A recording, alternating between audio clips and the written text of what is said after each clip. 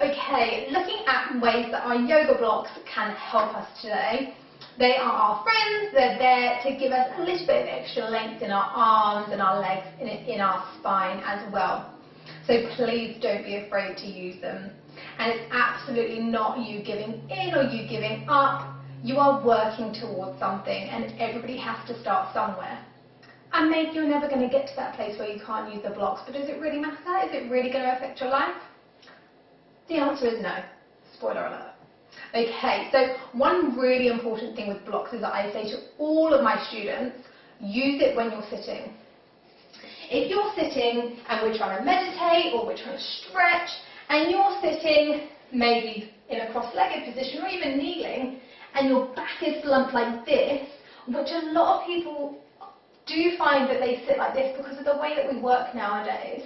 So your posterior tilt is when your bum is tucking under, and this is really over-exaggerated.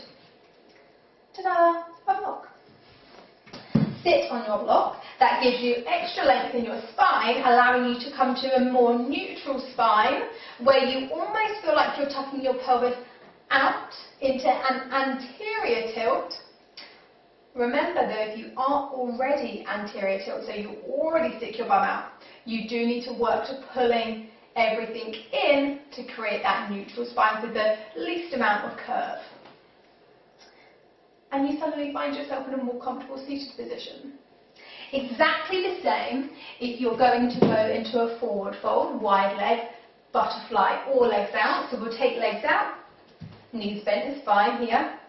You might find that without a block, again the same thing happens. You're stretching and reaching, your bum feels like it's tucking under because your hips are really tight.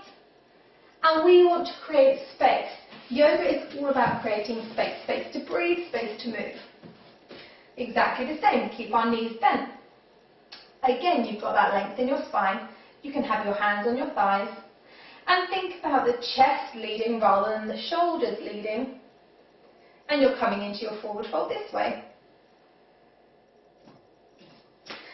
Something such as low lunge can be done really nicely with our blocks. So making sure that the alignment is always key. Ankle and knee, that is the strongest point, bone to bone. If you feel like the floor is too far away and you're always hunching, it's always really uncomfortable here, create that extra length. And suddenly you can take this chest up, you can draw the shoulder blades towards one another, creating a nice open chest. We tend to come into an easy twist after low lunge, again using your block. Place it down on the lowest setting if you want, or you can remain on the medium or take it up to the high. Place that hand down and inhale, take that hand all the way up to the sky, allowing you to create a nice open chest, drawing the shoulder blades towards one another.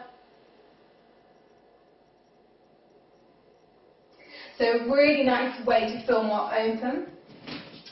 If you're coming into, say, more advanced poses like a triangle pose, triangle, we really want to think about this underside being long. It's a triangle, it's angles. We're not doing a circle pose. So you set up your triangle, internally rotating the back leg, pulling this front hip back, arms are all the way out. And then as soon as we can't reach any more and our thighs are engaged as much as possible, that's when we start to take the angle. But if your angle is more like this, more of a curve, that's where this block is going to come in handy, because you can suddenly push off, create this curve, this straight side underneath, and keep nice and lifted. And continuing to work on those legs, doing a lot of the work, pulling in towards one another.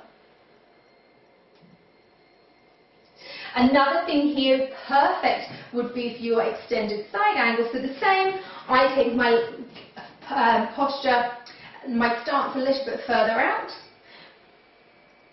resting your forearm there, or hand onto the block, keeping that nice open chest, a little bit less pressure in this bent leg. Another seated pose that a lot of people find a real struggle because their heels can't get to the ground is our malasana, our yogic squat. And some people feel like their heels just will never touch the ground, so you use your block. straight under your sit bones so you can sit all the way up, starting to open through this groin and the external hips as well. If you think of any other ingenious ways to use your blocks, let me know, and I will be filming another series as well of how to use your blocks.